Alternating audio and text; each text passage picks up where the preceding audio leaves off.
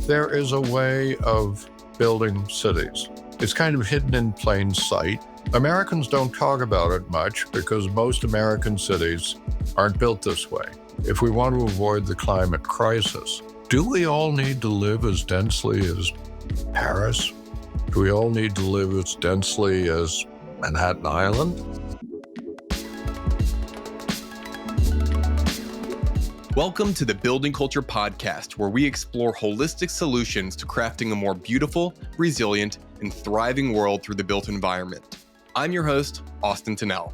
If you are in the market for high quality windows or doors, whether residential or commercial, new construction or remodels, I highly recommend you check out Sierra Pacific Windows, who we use at Building Culture on a lot of our projects, as well as if you are in the state of Oklahoma, check out One Source Windows and Doors, and want to thank them for sponsoring this podcast.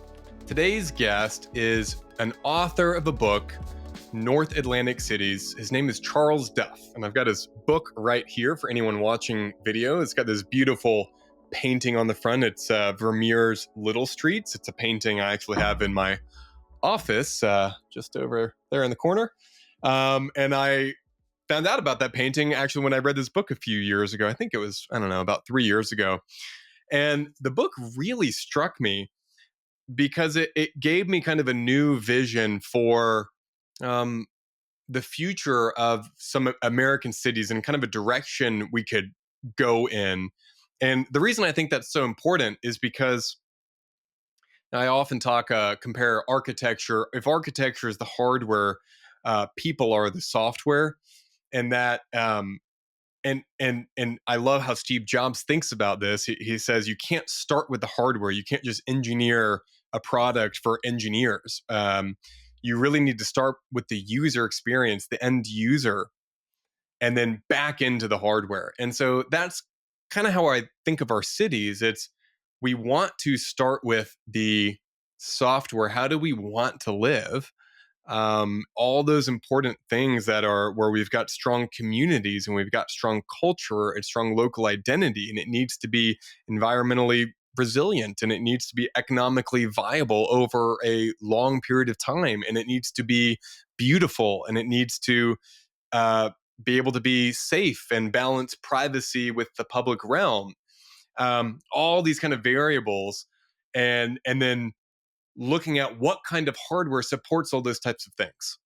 And it's not that I didn't know about the Netherlands or even what we start talking about in this podcast, row homes or row home cities, but it was helpful to put language to it and also to see how some of these cities, say a Paris or a Barcelona has developed very differently than a Netherlands or a London. And I really see Amsterdam and some of these Dutch cities as really, really great precedent to borrow from as we continue to build across America, as we continue to grow in population, as we continue to rebuild things as we tear old things down. So I got to talk with Charles Duff, goes by Charlie, and was really fun to have him on the podcast. And I hope you get something out of it. And most importantly, I hope it inspires you to pick up this book because it's really rich with a lot of interesting detail and a lot of even history and culture that I found very interesting. So if you're an architect or a developer or a city planner or student or a builder, I think it's really interesting. And honestly, if you're just a normal citizen too, just from a historic and cultural perspective, really wonderful book.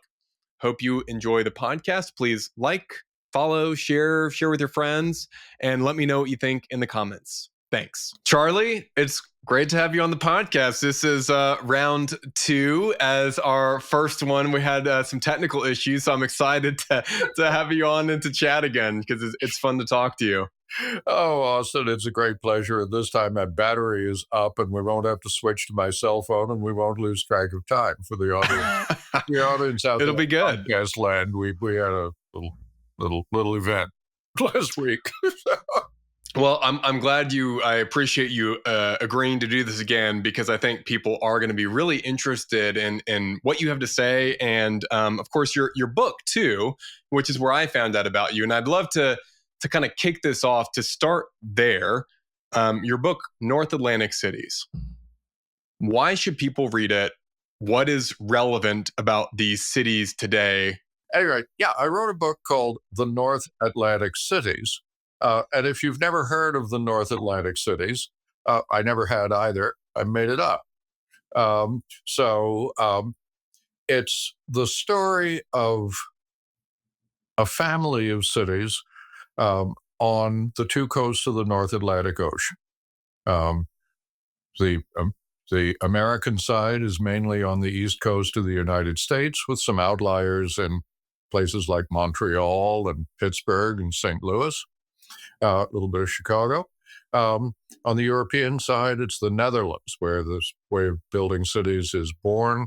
It's the United Kingdom, the Republic of Ireland, with some outliers in northern France and Hanseatic North Germany. So the first reason people might want to read this book is that it is the story of some of the greatest cities in the world.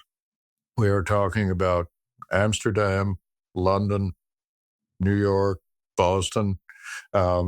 We're talking, every city you can think of in the UK, the beautiful city of Bath, the beautiful cities of Edinburgh and Dublin.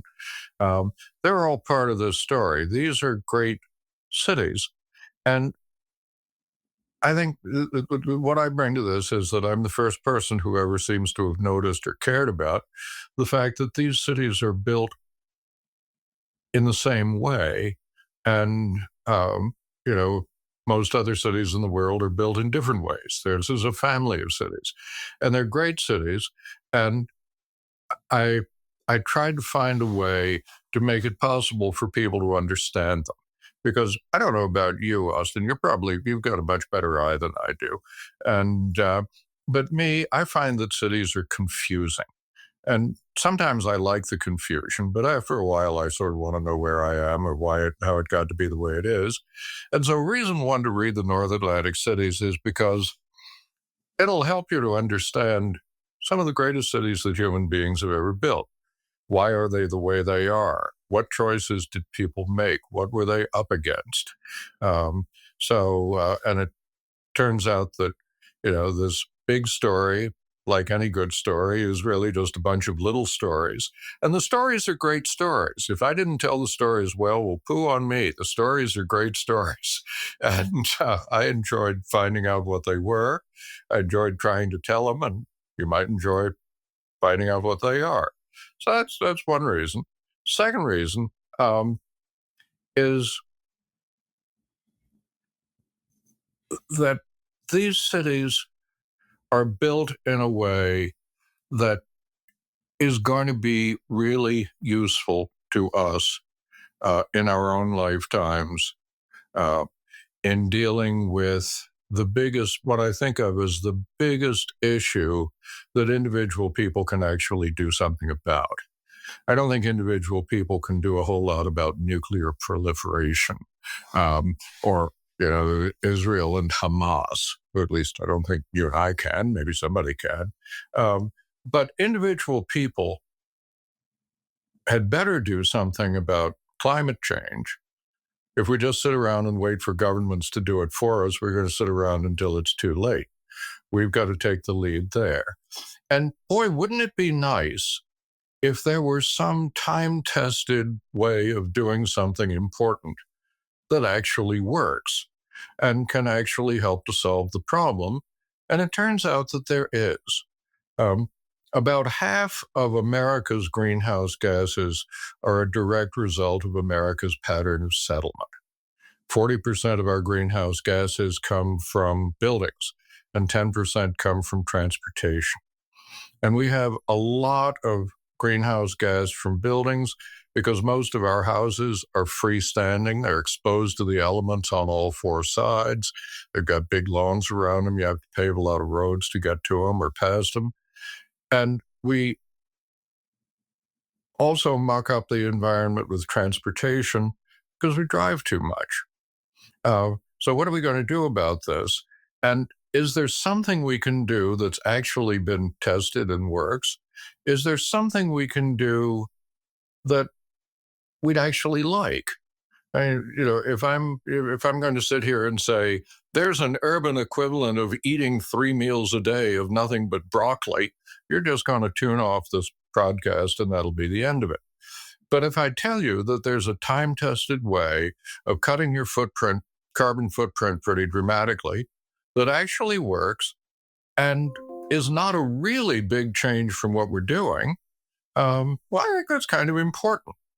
And, the North Atlantic cities have been building themselves in a particular way since about 1622, call it 1622, which is a little more than 400 years. And during that time, they've evolved a way of building buildings, neighborhoods, streets, whole cities, sometimes whole metropolitan areas, that makes it possible for people to lead good lives, not eat your broccoli lives, but, cheeseburger and fries lives with a low carbon footprint. And I was really intrigued to discover that and figure out how it works. And I tried to tell it to you. I think it's something that would be really, really useful for us to know. In general, we Americans like to have big houses on big lots, and that's a basic problem. We can't really have both. And there are people who say, well, we can have small houses on small lots, on big lots, but the big lots are a problem. The North Atlantic way of building cities says, you can have big houses, you just can't have them on really big lots. And the people who have been building the North Atlantic cities over the last 400 years have figured out lots of different ways to do that in ways that people actually like. And, many of their works in cities like, London and Boston are not just pretty to look at. They're the most expensive pieces of real estate in the Western world. People are willing to put their money where my mouth is. They really like it. So there you go. Long answer to a short question. I think it's a fun book about important stuff. It's got a lot of history in it, but it leads up to stuff that we need to do right now.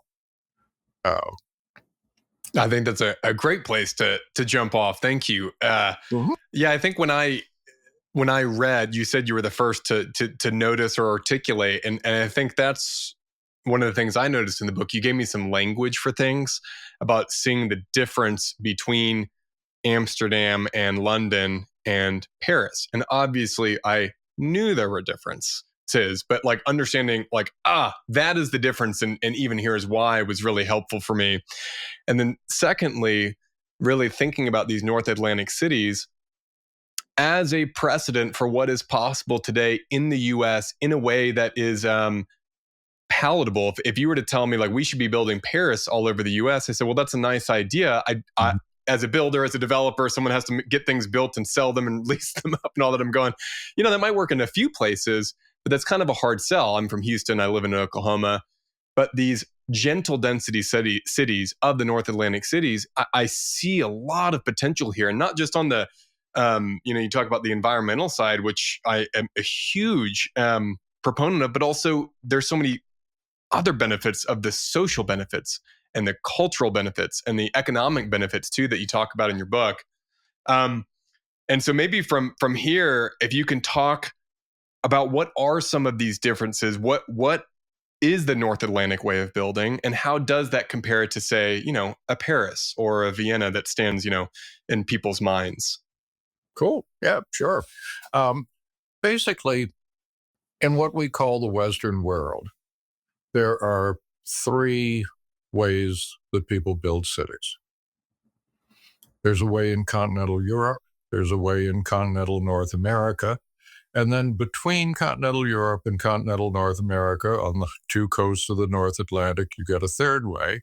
And since I'm the first person who seems ever to have noticed that, I got to call it whatever I felt like, and I named it after the North Atlantic Ocean. That's what has tied it together. If you live in continental Europe, in a big city, you probably live in an apartment. And the cities of continental Europe are very, very dense. They're very crowded. Paris has 50,000 people per square mile on average. It may not mean a whole lot to you if you don't think in square miles, but here's something. You may have been to New York. You may have been to Manhattan Island, or at least you've seen pictures of it or movies about superheroes fighting monsters in it or something. New York is also very crowded. Manhattan Island is exactly as crowded as Paris. Or turn that around, Paris is exactly as crowded as Manhattan Island, except for one thing. When you think about Manhattan Island, if you're anything like me, the first thing you think about is skyscrapers. And Paris doesn't have any. So Paris has much less indoor space than Manhattan Island does, but it has just as many people per acre. If you've ever been in New York apartments, you know that they're small, they're cramped, and very often they're dark. Well, in Paris, they're smaller, they're crampter, if that's a word, and they're certainly darker. Whenever a Paris apartment gets some sunlight, the real estate ads proclaim bright, sunny apartment, and they don't do it for everything. Nobody says that a house in Houston is bright, sunny, because every house in Houston is bright and sunny. But most apartments in Paris are dark. And if you've got a bright, sunny one, you trumpet the fact and get extra money for it. So the cities of continental Europe are cities in the school of Paris. They're crowded. The apartments are small. You get sick of those narrow four walls. It's hard to entertain at home. And the people of the cities of continental Europe have figured out how to deal with that. And they've dealt with it by having good street life, good public life. If you think about it, the word restaurant is a French word. The Parisians invented it and may still have the best in the world, although I'm kind of partial to what the Italians do. But the cities of continental Europe have apartments, high density, and lots of street life. People need to get out of their four walls, and if they're entertaining, they need to entertain somewhere else. And Vienna is like that, and Berlin is like that, and Rome is like that. The cities of continental Europe are like that. It's a type of city, the high-density apartment house city with a lot of street life. Okay, so pop over to the other side of the Western world to continental North America, to the Midwest, the Southwest, the Northwest, the West. And there's a type of city that you find there. The standard city of continental North America, I think of as suburbs around skyscrapers. They are as different from Paris as day is from night. Paris has 50,000 people per square mile. Your native town of Houston has 3,000 people per square mile. That's it's less than 5 people per acre. So if you live on an acre lot and you've got, a spouse and 3 kids, you're denser than the city of Houston. So that's pretty amazing. So, if you live in Paris, you've got so many people so close that you've got 1 million stores and cafes and restaurants and boulangeries and patisseries. If you live in Houston, there's no one place that has any number of people within walking distance of it. You can't run a store without a parking lot. And what this means is that if you live in Houston, you have to get in a car and drive somewhere just to get a tube of toothpaste, just to get a pastrami on rye somewhere. Or to have a play date with, your kids. Or to have a play date with your kids. That's exactly right. And so the cities of continental North America have very low densities. They are suburbs around skyscrapers. And people do an enormous amount of driving. In continental Europe, people don't drive a lot. They walk a lot. These cities have a lot of mass transit. In continental North America, you don't have enough density to support mass transit. And the distances are too great to walk to anything except maybe a fire plug. And so everybody drives a lot. And you've got a lot of asphalt paving because the lots are wide. You've got a lot of underground utilities. You've got water lines. You've got sewer lines. All these things are expensive to build.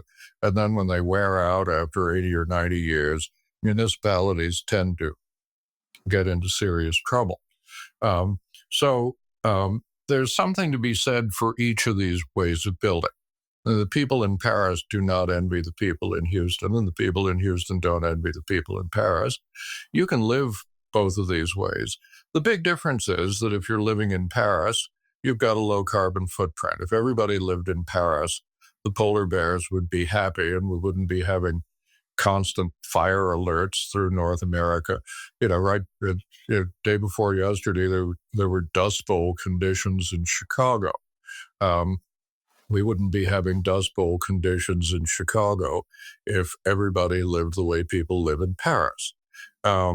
So that gets to the question, all right, if we want to avoid having Dust Bowls in Chicago, if we want to avoid burning down half of Los Angeles, if we want to avoid the climate crisis, do we all need to live as densely as Paris? Do we all need to live as densely as Manhattan Island? Well, Austin, I mean, you put it better than anybody could. Even if you want to do that, you can't. I mean, we can't afford to do that. We've got 330 million people.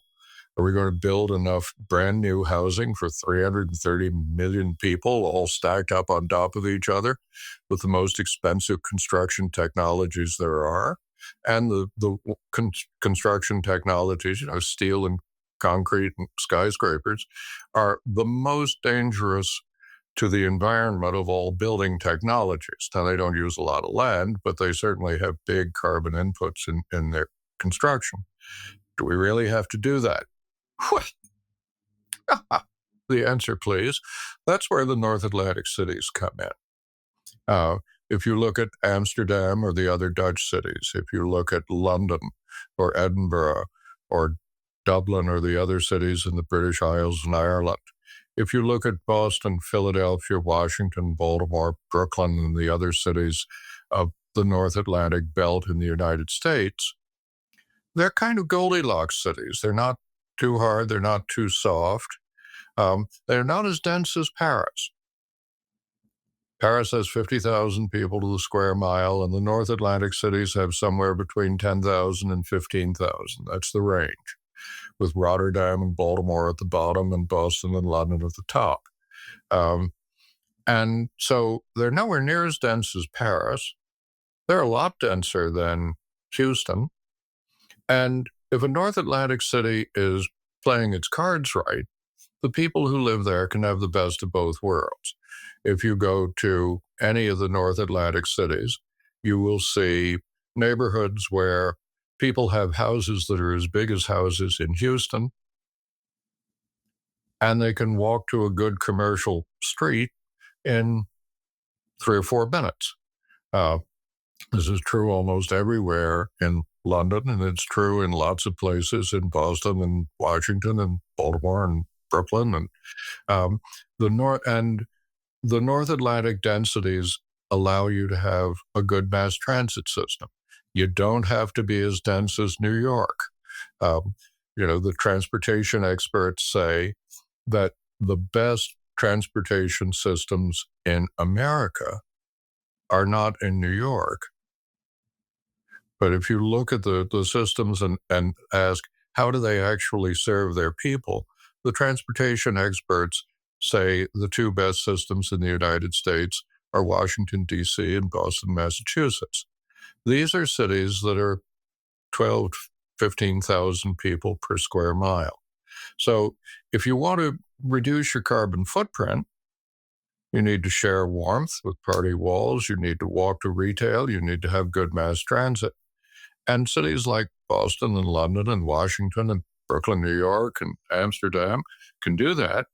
And Paris can do it too, and Manhattan Island can do it too, but you don't need to go crazy like Paris and New York because, you don't need to live in a small, cramped, dark apartment. I've lived in row houses now for 50 years, and I'm a right good sized physical body. And, it works. You can walk to public life, and you can open your door and have private life. I started out because, I thought that the North Atlantic cities didn't like themselves enough. My first thought was to come up with a big coffee table book full of sort of Playboy centerfold pictures of row houses. And as I got into it, I found that it was actually full of interesting stories. It got to be really cool stuff, and it became important, and it turned into a book. But it is still, I was surprised to find how interesting it was, and really surprised to find that it was really important. That, and the world is full of people who have bright ideas. And will the bright ideas work, or will they not work? Well, you've got to test them. Well, here's a bright idea. How about living at 10 to 15,000 people per square mile? You don't need to ask whether that can be made to work. It works. It's happening every day. Not only does it work, but people love it. Yeah. I mean, yeah. It's a lab experiment, and the lab report has been written and published. It works. You don't have to wonder about it. And if you're trying to figure out how your city should change over time, how your city should grow, the lesson of the North Atlantic cities can be really useful to you. You can say, well, they tried this, didn't work. Tried that, did work. Here, there's some basic things you're going to try to do. So I don't know. It turned out to be much more interesting than I expected it to be. I was just looking for an excuse to write a book, and I had a question in my mind. I said, there are these 3 ways to build a city. Why are there 3 ways to build a city? And I'd figured that out by the time I was 23 years old. And I figured I couldn't possibly have been the only person who'd ever noticed this. And I figured somebody must have written a book about it. And by the time I was older, I realized that either nobody had noticed or nobody cared. So I went to work. I'm going to share a little trick we use at Building Culture. So if you're designing a house, you have to have egress windows or egress in any bedroom, for example. And the problem with that is egress windows are very large, especially if it's a double hung window or something like that. And because of design constraints, sometimes we want a smaller window if it's in a dormer or just for the hierarchy of the elevations. Well, a really cool trick that we use with our Sierra Pacific windows is we'll take something from their urban casement line, and we'll put what's called a piano hinge on it. And so rather than kind of a normal casement that kind of slides open where only part of the window is open, this is almost like a door hinge. And so the entire window opens, and you can meet egress with a 2-foot by 4-foot window, a 2040 window. It's the smallest possible egress window anyone makes. And that's a nice little design trick. If you're as nerdy as I am, you will actually think that's really cool. So check out Sierra Pacific Windows. And if you are in the state of Oklahoma, check out One Source Windows and Doors. We at Building Culture use both of them regularly. It's you've got me going in a number of different directions here. So I'll respond to a few things. And, that I think Houston and Paris are such good examples because you've got high density and low density. And I think it's really important to connect Paris to Manhattan because people think density and they automatically think Manhattan. But understanding that Paris can actually be just as dense at 5-6 stories versus skyscrapers. But you're also giving up actually people having space. I don't know what the average unit is in Paris versus Manhattan, but I'm guessing Manhattan has larger units for people. About twice as large. Yeah. Okay. Right. But it's also what's interesting is, these are the two kind of extreme examples of extremely low density suburban sprawl and extremely high density, say Paris or Manhattan. And both might have their benefits. Paris has, a croissant shop on every single block. I forget what the actual There's a statistic. It's insane of how many croissant shops there are per capita, bakeries per capita. It's unbelievable. I wish I actually knew it off the top of my head. So there's real benefits. There's the street life. There's all that, but there's also real downsides. You can't. Apartments are dark. They're small. You can't entertain inside. And I don't mean you can't raise a family, right? Of course, people have families all over, but it might be a little less comfortable. Houston or Oklahoma City or Phoenix or Atlanta. There's all kinds of cities in the Midwest that are kind of sprawling out just like Houston. There are some benefits. People have bigger houses. They've got bigger lots. There's some convenience there. But there's also downsides. I grew up where my dad, it was completely normal for him to commute an hour to work and an hour and a half on the way home. And now that I'm at the age where I've got kids, a 1-year-old and a 5-year-old, that would be, and how much little time there is, where you're trying to work and you're trying to, work out at the gym a few times a week and take care of yourself and then have family.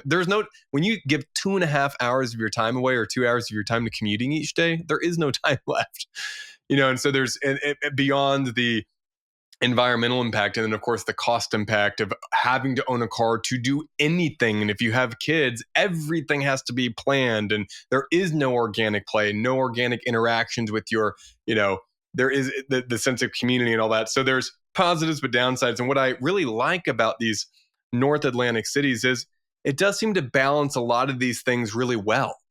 Where you get that increased density at 12 to 15,000 people an acre. What is that per acre? Because I was looking it up while you were going. So Paris at 50,000 people per square mile is 78. 20 to 25 people per acre. Okay, cool. And then Houston, you said is 5. So that 20 to 25 people an acre seems to be a really nice balance where you can have like a balanced private life and public life where you can still have a street life. It just you might have to walk a little farther. You can sustain other kinds of transit while still allowing cars. I think you've even mentioned that people still drive in Amsterdam. They drive a good bit, just a lot less than here. Right. And then you can also even have large houses. You can have 4,000 square foot row homes, 5,000 square foot row homes that are gracious and wonderful feeling, and keep the identity of a neighborhood. So I just, for me, it seems like something that's really feasible and possible. And of course, I kind of think about city building over 100+ year timeline.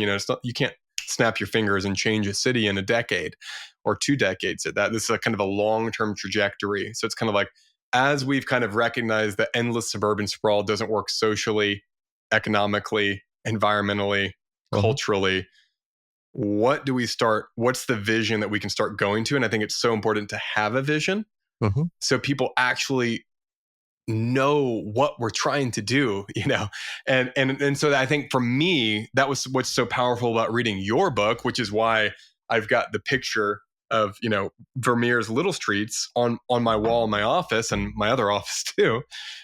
Because I found it inspiring and a vision to kind of like work towards. And it's not, hey, we need to just replicate exactly Amsterdam here today. It's Oklahoma City's Oklahoma City. Atlanta is Atlanta. But how do we take those principles that we do know work and reinterpret them in our own cultural way? And so that reminds me. Oh, go ahead. You sound like you were about to respond to that. No, I was just going to say that this can be much more useful to you in the Sunbelt than it is to me here on the East Coast. Because you guys are growing. You guys are growing faster than we are. You're doing a lot more stuff than we are. Yeah. And how you build really matters. It's kind of, I think it does. It really matters. Yeah, absolutely. Well, yeah. So no, speaking of, one of the things that I did find so interesting in your book too was some of the cultural, maybe it was cultural and economic differences and stuff that actually led to, say, like an apartment house based city like Paris. Yeah. Or, in Amsterdam. And I think people might find that pretty interesting if you could give some background on that. Sure.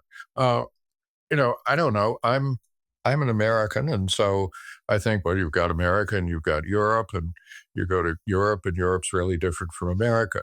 It was a surprise to me to find that there are really 2 parts of Europe and they're really different from each other. And, it's basically the Netherlands and the British Isles, and then everybody else is different. And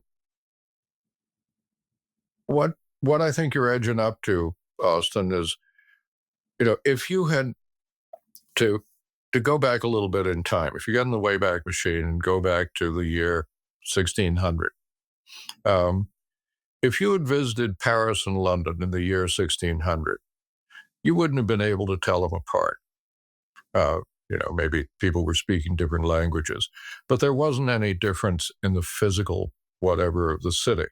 And there were two kinds of residential structures in London and the same two kinds in Paris. There were a small number of noblemen, and noblemen lived in town palaces. And the best way for me to think of a nobleman's town palace in either London or Paris in 1600 is to say that it was a castle in a corset, a castle on a compressed lot, half an acre or an acre. But otherwise, it was a castle. It had walls around it. It had a courtyard. There was a big building sort of in the middle. And it wasn't just a nuclear family. It wasn't just mom, dad, and 2.3 kids. You had feudal retainers. You had armed guards at the door. You had stables out back. You had, ladies in waiting. A nobleman's palace was a palace, and it had maybe 100 people living in it. And London had 2 or 3 dozen of these things, and Paris, which was the capital of a bigger country, had maybe 100 or sometimes 200 of them. And they were models of the royal palace. They were palaces. And that was one way that people lived in London and Paris in 1600. And every European city was some version of that. London and Paris were the two biggest. But every little capital in Germany or something had a castle in the middle. Every county seat in England and Ireland had a castle in the middle. And 1 or 2 noble families living in a palace. What about everybody else? 99.5% of the people did not live in city palaces. They lived in the ancestors of row houses. They were on small lots, somewhere between 12 and 20 feet wide. And they were made out of wood, often wood with plaster, half timbering. Half timbering takes a lot of maintenance in a wet climate with a lot of temperature variation. And, London and Paris were dirt poor at 1600. These were third world societies. And the best way I find to think of how common people lived in London or Paris or any European city at 1600 is that they lived in shacks. These things were built like shacks. They were poorly built and they were poorly maintained. And rich people lived in big shacks and poor people lived in little shacks, but they all lived in shacks. And a good way to think of it is to think of the standard way to fight a fire in a European city in 1600. Nowadays, if there's a fire, you try to spray water on it and put it out. In 1600, if there was a fire in a city, the standard way to fight it was to take a hook and pull down the house. Now, for one thing, they didn't have very good pumps, but for another thing, their houses were shacks. I mean, you can take a hook to a modern house and pull all you want. You won't pull it down. But, in 1600 in London or Paris or any city in Europe, if a house was on fire, you just pulled it down. And the house let you do that because the house was poorly built and poorly maintained. It was a shack. So, all throughout Europe, 1600, London, Paris, every city, you've got these two radically different ways. You've got nobles living in palaces and everybody else, the common people, living in shacks. And then, and that's a model of society because these societies are places where kings and nobles have all the power and most of the money, and nobody else has much. They're not very proud of themselves, and they don't boast with architecture. They don't have architectural style. But then, long about 1600, For the first time, you get a whole European country that doesn't have a king, doesn't have a powerful nobility. It's run by common people. And it's a success. It becomes the richest country in Europe in the 1600s. And it's run by common people. Lots of them do quite well. None of them get to be as rich as a nobleman in Paris or London. They are middle-class people, and they're running a whole country. It's called the Netherlands. The Netherlands, Holland, and the 7 provinces. The Netherlands is the first big, rich, successful country run by middle-class people. And what do? They figure out how to build houses that treat middle-class people with dignity. If you look at the shacks that, everybody lived in 1600, they were rattle-trap and they didn't have any style. The Dutch were the first people to build middle-class city houses out of durable materials, usually brick. Brick was a luxury material in Holland in 1600, but by 1650, the Dutch had invented brick kilns that could make 1 million bricks at a time, and they could build whole cities out of brick. And this is something I never even thought about, that these are the first houses that allowed middle-class people and even working-class people to have durable materials. They weren't shacks. They stood up, and you couldn't pull them down with a hook. And it's no wonder that the Dutch invented the first, good pumpers to fight fires with water. They had houses you couldn't pull down. So that was one thing. But the other thing is, in 1600, the common people never got architectural style. Only nobles got architectural style. But the Dutch, well, you had common people running the whole shebang. And not only that, but this was the generation of the great Dutch painters. The people who invented the North Atlantic building tradition were, the guys who lived next door to Rembrandt and Vermeer, went to school with them. This was the Dutch Golden Age, one of the great artistic golden ages in history. And the builders of Dutch houses figured out how to take the houses of the common people and build them out of durable materials and then touch them with the magic wand of architectural style. It's the first time in history, as far as I know, that common people anywhere get stylish architecture. If you know anything about, the Dutch invented the row house, is essentially what they did. If you know anything about London or Philadelphia or Brooklyn or Amsterdam, these are cities of brick row houses. They go on for miles. Many people think that the row house is a sort of an old-fashioned building type or a sort of a low building type, a blue-collar building type. Well, the row house was invented by the Dutch. The first ones were built in 1622 in Amsterdam, and they were a luxury product. They were a luxury product in a middle-class society. They're nothing at all like a nobleman's palace in Paris, but they were a luxury product for middle-class people. So that was new. But the people in Paris couldn't have cared less about it. They had a king with a glorious court and a big palace at Versailles and another one at the Louvre. And, the dukes imitated the king and the marquises imitated the dukes and the counts imitated the marquises. And eventually you got down to they all built palaces.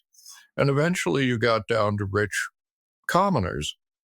They couldn't afford to build palaces, but they lived in a society that liked palaces. And so the French figured out how to build big buildings that looked like palaces, but middle-class people could rent 2 rooms, 3 rooms, 4 rooms in them. And they invented the luxury apartment house. And if you go to Paris, you can walk for miles down beautiful streets of buildings that look like palaces, but aren't. They are apartment buildings. So Paris was a city where fashion was set from the top. And if you think about it, at 1600, there were two ways you could live. You could live in a palace, or you could live in a proto-row house. The Dutch figured out how to make the proto-row house into a noble thing, but the Parisians said, to hell with that. We're going to figure out how to make palaces for middle-class people. And that's what they did. It became a city of apartment houses. Well, then you get to London and the British Isles. And London in 1600 had palaces and shacks just like Paris. But by 1700, something had happened. The nobles of England and Scotland stopped building town palaces. And instead of middle-class Londoners tried to copy palaces, noble Londoners built Dutch-style middle-class row houses.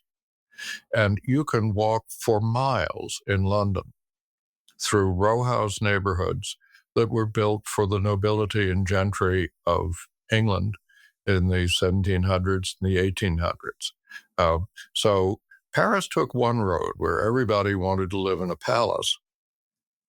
London took the other road where everybody wanted to live in a row house. In between, you've got the Dutch, who invented the row house and made it possible for people to choose. If the French had settled North America, then the cities on the East Coast of the United States might have apartment houses that look like palaces. I don't know. But the French did not settle most of North America, a bit of Quebec, but nothing else. Instead, it was the Dutch in New York and the English everywhere else. And they brought their building tradition. And as soon as they could afford to set up brickyards, as soon as they could afford to have masons, as soon as they had chopped down a lot of trees and they couldn't just build wooden houses, or when they got tired of fires, they started building row houses. New York started to look like a Dutch town. Philadelphia immediately started to look like a British town, and the rest of them followed suit, and still do. This is not just history. In the North Atlantic cities today, it's a living tradition. People are building row houses every day. I live in Baltimore, and in the suburbs of Baltimore, people build a couple of thousand row houses every year. When I was growing up, and I grew up here, row houses were unfashionable. That has changed.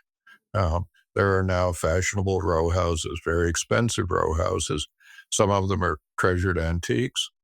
A lot of them are brand new.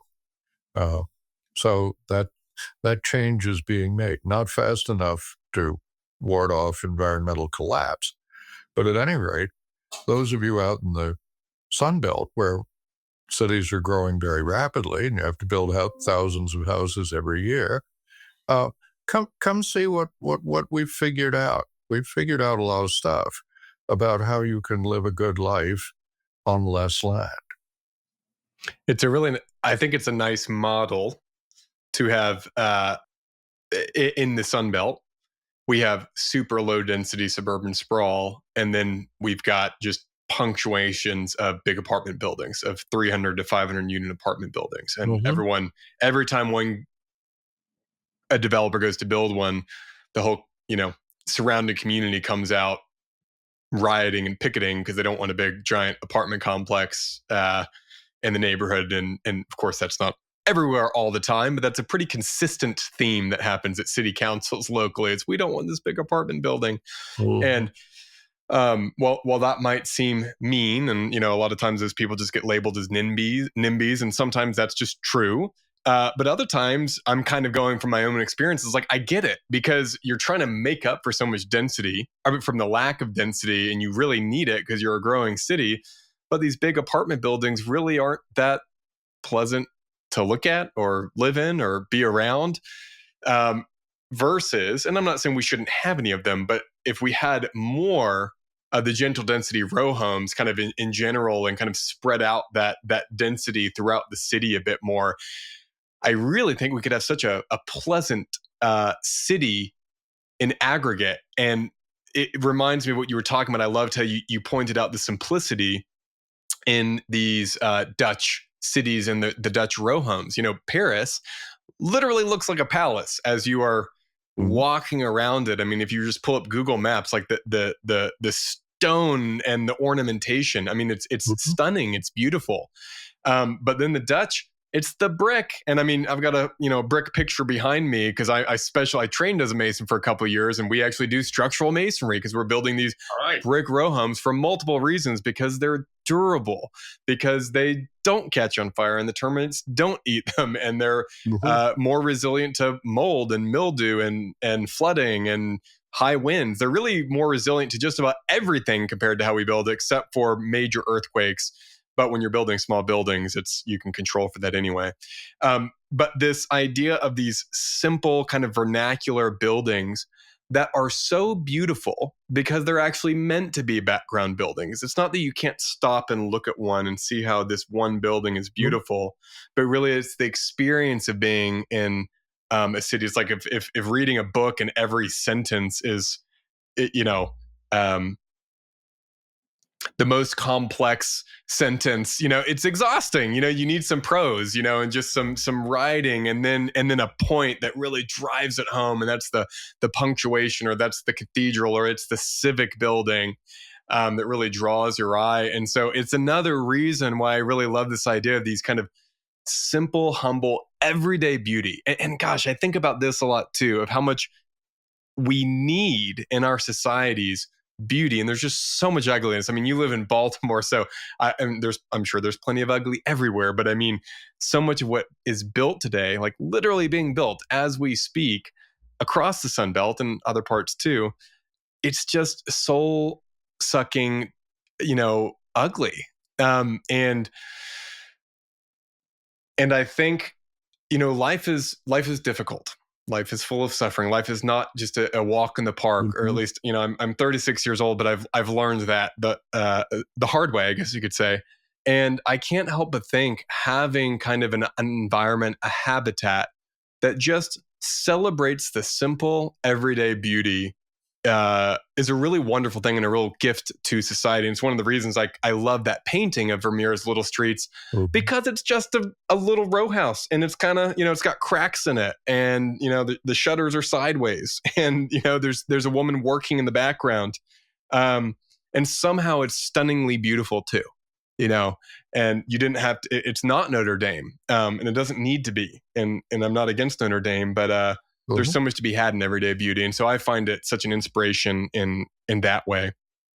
I mean, and you can build ugly row houses. You can. I've seen plenty of them. You've seen an ugly row house, and I'll be glad to show you some. Me too, yeah. And every row house city has some real corkers. But the worst I've ever seen, brand new, we're under construction the last time I was in Seattle, Washington. Seattle, in my humble opinion, is a beautiful place. Oh, yes. Wonderful, beautiful city. And, I don't know anybody in Seattle who wishes he lived in Baltimore or Oklahoma City or even Paris. They're happy as clams out there in Seattle, and who can blame them? But they don't think they're dense enough. They're very eco-friendly, and they think they need more density. So they're building a lot of apartment houses, and they're doing it very well. But they're also experimenting with row houses. And I wish I could remember the street if I could, have said you, Austin, some pictures I took of, I think very few people have looked at as many row houses as I have. And these win the prize for the ugliest, dumbest row house design in Charlie Duff's universe. It's really pretty. I just looked at it and thought, Shazam, how did you had to try hard to make them that bad, That's it really takes work. Because literally, they're so easy. It's a rectangle that if you just use like brick and just 4 windows, and they can be the simplest row home, and it can be beautiful, It could be, or at least, simple and, A carpenter friend of mine who was, worked all over my city for years says there are really only 6 houses in Baltimore. They probably just move them around. Yeah. So, Yeah. And it works. Untested floor plans that work. Yeah. New ones, old ones, things Right. like You don't have to, it's kind of like apple pie. I mean, there's variations, but like apple pie is also apple pie, and it's good. You don't have to reinvent the wheel all the time. You start with apples and you add pie and you get apple pie. Yeah. One thing, Austin, I can't let you get away with imagining a city that's just houses. The apartments are a good idea for an awful lot of people. And cities need to have good apartments. If you don't have a lot of people in your household, if you don't want a lot of space, if you move around a lot, if you don't have a lot of money, if you're, when I was in my 20s and even in my 30s, I was, usually working 80, 90, 100 hours a week. I didn't care where I lived. I was never home. So, and apartments are a good thing. America does not do good apartments, but it's possible to do good apartments, and America should figure that out. Paris is not, you're right, Paris is not a good guide in how America should build apartments. Nothing wrong with Paris. If I had to live in an apartment, I'd just as soon live in Paris. But it's not right for American conditions. And the way Americans so often build apartments nowadays is also not very useful. It's exactly what you described. You take this giant building, usually a bunch of apartments around a parking garage, a Texas donut, and you just sort of plunk it down as close as you can to a freeway interchange. And so you get a lot of density, but it doesn't support transit. It doesn't support retail. It doesn't fit into a neighborhood. And there is, the good North Atlantic cities have figured out how to do this. And my favorite example is an American example. And it's not a new experiment. It's something that sort of evolved in the 1920s and 30s. If you go to Washington, D.C., you'll notice that there are big avenues named after states. And two of the biggest and busiest are Wisconsin Avenue and Connecticut Avenue. And they come here in Northwest Washington. And these are big, busy streets. And they have bus lines, and Connecticut Avenue I think they both have subway lines. So you need a lot of density to support a subway line. And they've got it because these avenues are wallpapered with apartment houses. The apartment houses are 6 to 15 stories tall, and they've got a lot of density. And Washington has a lot of people who want to live in apartments. Every city does. And these avenues are really wallpapered with apartment buildings. But if you walk behind the apartment buildings, you're in streets of family houses. Some of them are row houses, but many are not. Some of them are semi-detached. Most of them are single-family detached houses on fairly small lots with really good landscaping. And this is a win-win. People who want to live in apartments get good apartments, and the density of those apartment houses makes it possible for people who live in houses to walk to retail and have robust mass transit. Everybody wins. And if I were, if you think about, the cities you live in, you've got a lot of big arterial roads, and nobody would ever want to have a house on one of them. They're much too busy. They're noisy. But an apartment building, if you can get up above it, if you have good insulated windows and walls, that's sort of feasible. This Washington pattern of an avenue and side streets is something that is, I think, a really good way to build the United States. If you do enough of it, you Everybody wins. I have a bunch of friends who grew up in Northwest Washington. Their childhoods were idyllic. They never had scripted play dates. They could walk to the movie theater. They could walk to stores, things like that. It's just idyllic. And it's still there, and kids still grow up that way. I think that's a very important point, and certainly don't mean that I don't think there should be apartment buildings. More critiquing the way they are done in the U.S. because I told you last time about this neighborhood. If you ever come to Oklahoma City, I'll have to show you. Wheeler District, and it's right by downtown. I mean, it's just a half mile from downtown, and it's still in the middle of being built. It's only 5 years old, but kind of their base house, they're not attached houses, but they're almost row home in their function, I guess you could say, is in they're pretty narrow lots. They're 32-foot wide lot, 28 to 34-foot wide lots, kind of deep, 80 feet deep. So you've got kind of a narrower house, a 14 to 16-foot courtyard out the back, and then a garage off an alley. So like I'm saying, it's kind of like a row home setup with an alley. They just happen to be 8 feet apart from each other. And so each lot is 3,200 square feet, 3,800 square feet. And that's kind of the probably, I don't know, 70% of the land area in terms of housing. And then you've got this little town center where they've got some live work units and some townhouses and some fourplexes and small apartment buildings and an office building and a taco shop and a coffee shop, taco shop and coffee and beer.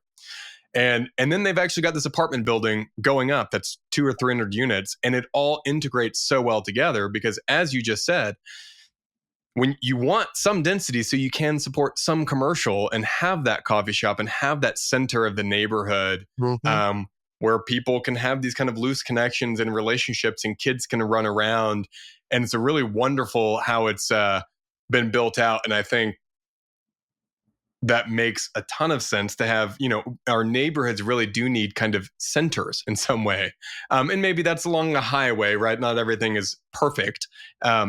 But having these little centers of density of apartments and other things that do support the commercial, and then you can still have quiet residential streets all around for whoever wants to live there, families.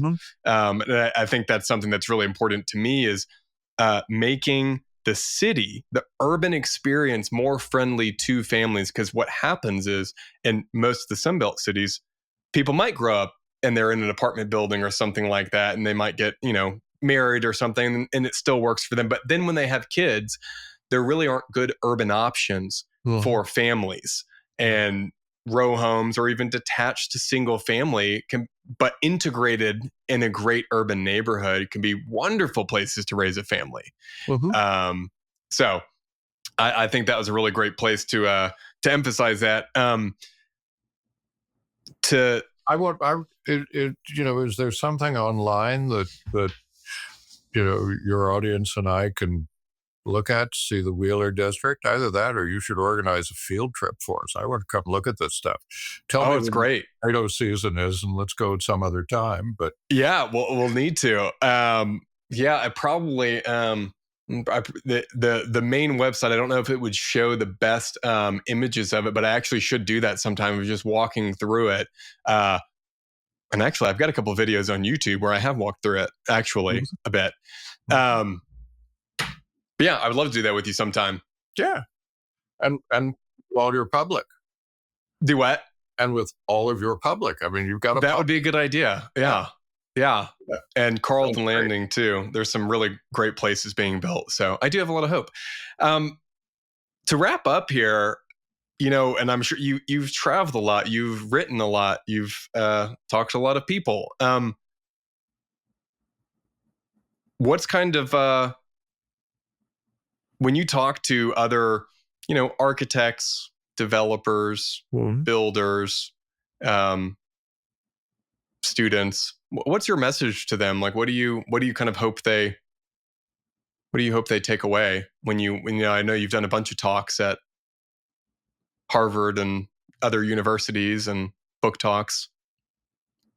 Kind of what we've been talking about, that there is a way of building cities. It really works. It's kind of hidden in plain sight. Americans don't talk about it much because most American cities aren't built this way.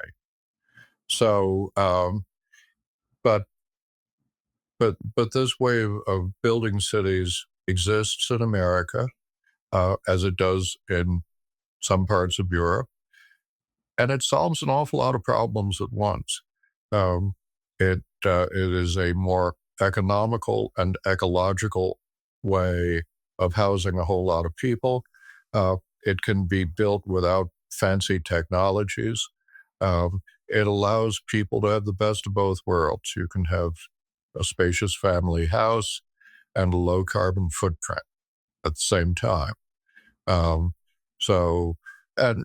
Otherwise I just like to fill in with a bunch of pretty pictures. And, if I'm talking in your town, I'll try to have pretty pictures of your town and things that work. But that's the basic message, that there's a way of building cities. It's not just a good idea. It's been road tested for 400 years. And,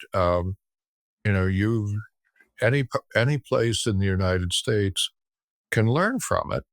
And if we do learn from it, we'll be happier. Well, Charlie, thank you so much for coming on. Great. Be sure to check out his book, North Atlantic Cities. And I hope to visit Baltimore at some point. I hope to visit Oklahoma City.